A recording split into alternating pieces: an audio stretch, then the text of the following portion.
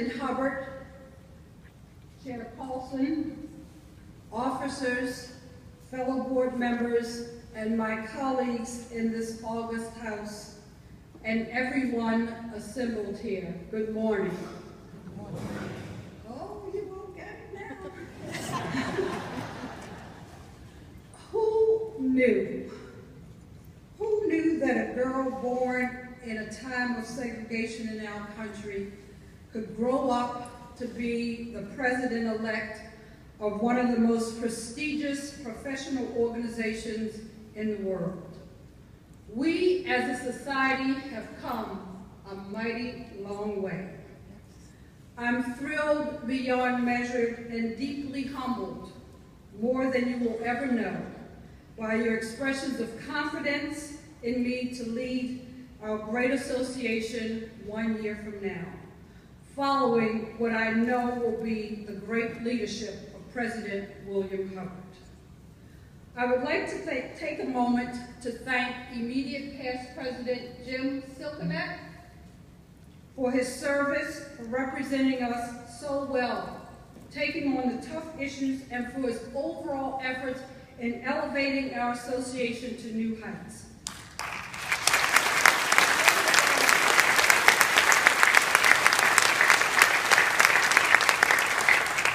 Year over year, each leader of our association has been able to accomplish this. Now, I would not be standing here today if not for the support of so many of you in both big and small ways. From the moment I embarked on this journey, I obviously had no way of knowing the outcome. What I do know is that once I told my firm, Wildman Palmer, that I was thinking about running for president-elect of the American Bar Association, they were not only elated, but supportive. Since the moment my firm said it would support me, it has taken many steps to demonstrate its support, including heightening its own involvement in the American Bar Association by becoming a full member firm. Please join us.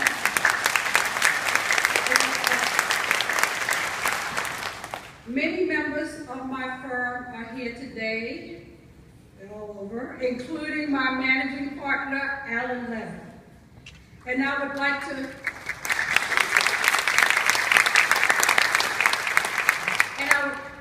to publicly thank my firm for making my experience one that has been both nurturing and inclusive.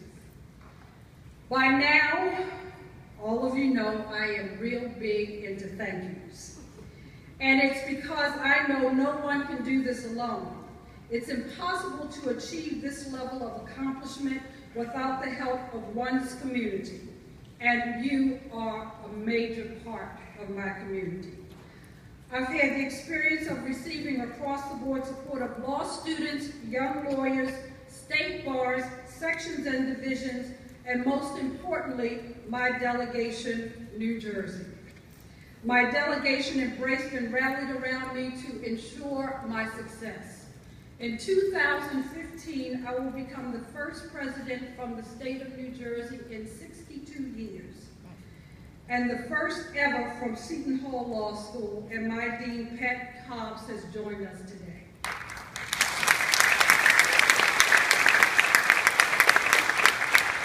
One cannot go far in life without the love and support of family and friends. Today, joining me in this historic moment are my father, his wife, my two sisters, my son, my niece, my nephew, a host of others. And while my mother's not here, she's at home, waiting with bated breath for the proceedings of this house to go online so that she too can watch and experience this moment. My parents are so important to me.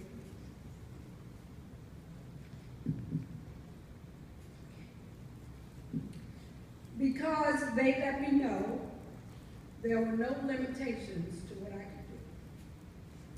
And so I am here today. Importantly, and while they did not use the word inclusive, my parents instilled in me the principles that everyone should be given a fair chance in life, that everyone should be treated with the same, to be treated the same, and with dignity and respect. That's all I'm saying.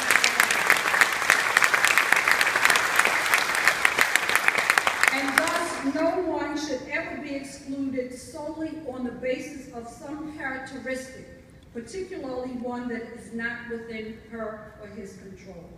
Everyone must be treated the same. My parents had zero tolerance for doing otherwise, anywhere, anytime. In reflecting on this, it's no small wonder that I have become so deeply involved in diversity and inclusion efforts. Since February of this year, I have continued to have conversations with so many of you, learning about what is important to you. I've also taken the time to review once again the 4 goals of our association: to serve our members, improve our profession, eliminate bias and enhance diversity, and advance the rule of law. I've also paid close attention to our motto, defending liberty, pursuing justice. What does this mean to us, and how do we make these ideals live? I believe we should make a conscious effort to think about our goals as we go about our daily work. We should question why 2 defendants who committed the same crime appearing before the same judge are given different sentences based upon physical characteristics. We should question why offenses committed in the school environment by children, which not so long ago would have carried the punishment of detention, now result in expulsion or worse, a criminal record, again based solely on physical characteristics and, quite frankly, interrupting the pipeline to becoming lawyers. We should question the subtle and sometimes not so subtle messages, such as when the press, during the aftermath of Katrina, characterized whites as getting food for their families and characterized African Americans as looters.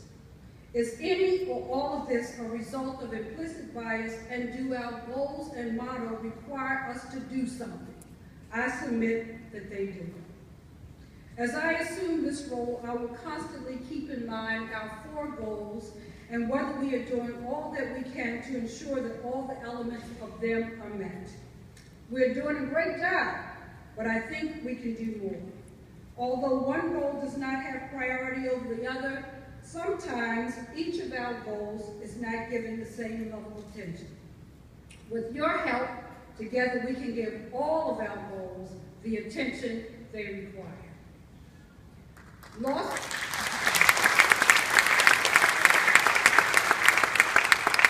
students and young lawyers remain concerned about their future. Continuing the legacy of Jim Silconet and his Access to Justice program, and now President Hubbard's Futures initiatives and compliments to those initiatives, there is cause for optimism. I know it has been said before, but we now have building blocks in place to help secure your future. I've spoken to lawyers who live in New York, Maine, Illinois, Oklahoma, California, Mississippi, and many states with small and large cities. I've spoken to lawyers who are in firms with more than 2,000 lawyers and less than 4 lawyers, and all of them want an ABA that addresses their concerns. We are strong enough, talented enough, and tenacious enough to serve all of our members in a manner that demonstrates we care about them and what is important to them. More outreach is required, and we will continue in those efforts. We are a service-driven organization. During the course of this meeting, there has been much discussion about veterans and about transition back to civilian life. One speaker yesterday stated, "We can go beyond the words, 'Thank you for your service,' and many of you already have." I'd like to tell you about one of my firm's summer interns asked a favor of me. His name is Dwayne Smith, and he's no ordinary intern. He is recently discharged from the United States Marine Corps. Through my firm's Veterans Affinity Program, Dwayne was hired for the summer to provide him with a smoother transition to civilian life. This is our 2nd year with this program, and I can tell you it is most worthy. Dwayne requested that I ask you to talk to your firms to consider hiring at least one recently discharged veteran to give him the opportunity he is now having. And I really ask you to consider that. And I'm so proud that Dwayne is here today. And Dwayne, will you stand and be recognized?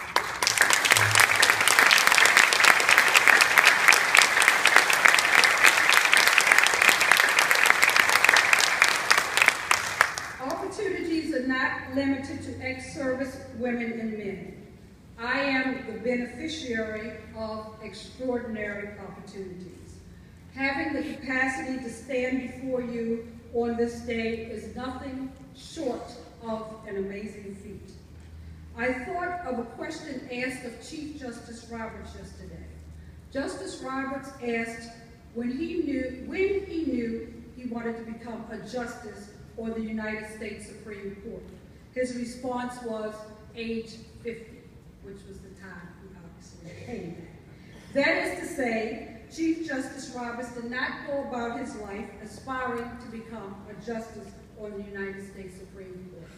Likewise, I did not go through life aspiring to become president-elect and president of the American Bar Associations. Our reasons and paths to where we are now are no doubt different. I did not know that such an accomplishment could be within the realm of possibility for me.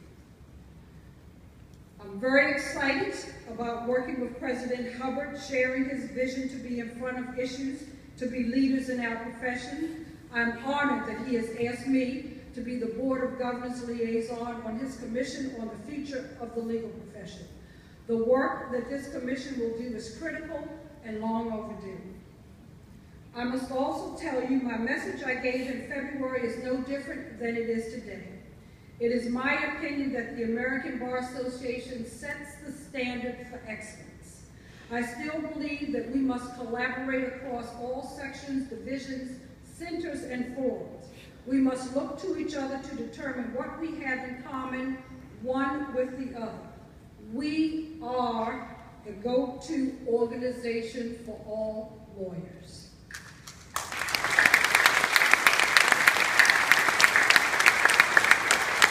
I want us to ask ourselves, what have we done to help others? What have we done to advance the rule of law? And ask ourselves what Charles Hamilton Houston would have asked us. Are we social engineers for justice, or are we parasites on society? Obviously, we are social engineers. And ultimately, we have to be prepared to answer the question, what have we done to make our four goals live and take our Bar Association forward? Together, I know we can make a difference and leave a legacy for which we can all be proud. Thank you, and I look forward to working with you.